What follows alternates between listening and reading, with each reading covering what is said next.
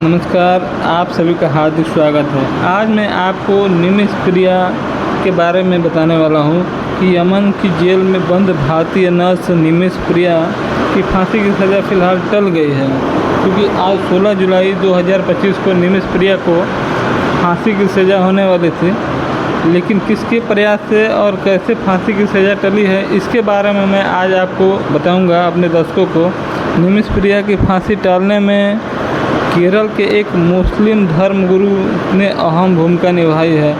यह मुस्लिम धर्मगुरु हैं कांथापुरम एपी अबू बकर मुसलियार। इन्हें ग्रैंड मुफ्ती के नाम से भी जाना जाता है। और मीडिया रिपोर्ट के अनुसार मुस्लिम धर्मगुरु अबू बकर मुसलियार ने यमन के एक धर्मगुरु से बात की। यमन के धर्मगुरु के दखल के बाद ही निमिष प्रिया की फांसी की सज़ा टालने की बात कही जा रही है। निमिष प्रिया को, जो कि आप बता दूं, 16 जुलाई को फांसी देने की तारीख थी, जो कि आज के दिन था, जो कि 16 जुलाई 2025 को। और कौन है अबू बकर मुसलियार, उनके बारे में थोड़ा आपको जानने की आवश्यकता है। केरल के कोझिकोड में रहने वाले 94 वर्षीय मुस्लिम धर्मगुरु मुसलियार न सिर्फ भारत के बल्कि दक्षिण एशिया के सबसे प्रभावशाली मुस्लिम विद्वानों में शुमार किए जाते हैं। खासकर सुन्नी समुदाय के बीच मुफ्ती अबू बकर मुसलियार का बड़ा प्रभाव है। भारत में मुसलियार के समर्थक उन्हें ग्रैंड मुफ्ती ऑफ इंडिया के नाम से जानते हैं। हालांकि भारत सरकार के आधिकारिक तौर पर ऐसे किसी शीर्षक की मान्यता नहीं दी गई है, लेकिन इसमें भारत सरकार का भी अहम रोल है। भारत सरकार का और विदेश मंत्रालय का और प्रधानमंत्री नरेंद्र मोदी जी का भी विशेष योगदान है। इस प्रयास से ही फांसी की सज़ा टाली गई है। अबू बकर मुसलियार ऑल इंडिया सुन्नी जमीयतुल्ला उलेमा के महासचिव भी हैं। मुफ्ती अबू बकर मुसलियार मरकज़ नॉलेज सिटी नामक प्रोजेक्ट के अध्यक्ष भी हैं। यह एक कोझिकोड में एक निजी शहरी परियोजना है। इस परियोजना के तहत कई शैक्षणिक संस्थान और सांस्कृतिक केंद्र संचालित होते हैं। मीडिया रिपोर्ट के अनुसार मुफ्ती अबू बकर मुसलियार ने यमन में एक सहयोगी मुस्लिम धर्मगुरु शेख हबीब उमर बिन हफीज से बात की।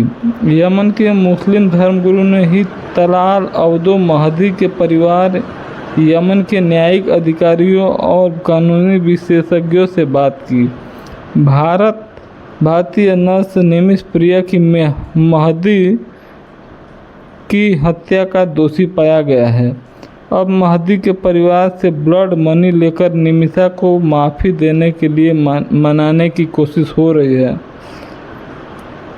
15 ब्लड मनी, यानी कि भारत में उसे आप जैसे कि आर्थिक सहयोग कहा जाता है, उसी तरह वहाँ पर ब्लड मनी है। ब्लड मनी के नाम से जाना जाता है, क्योंकि भारत में मुआवजा के नाम से भी जाना जाता है। भारत में मुआवजा उसे कह सकते हैं। तो मुआवजा के रूप में उसे कुछ उनके परिवार को पैसे देने की बात हो रही है। 15 जुलाई को एक बयान जारी कर मुस्लिम धर्मगुरु अबू बकर मुसलियार ने बताया कि उन्हें हस्तक्षेप के बाद निमिषा की फांसी की सज़ा फ़िलहाल टल गई है।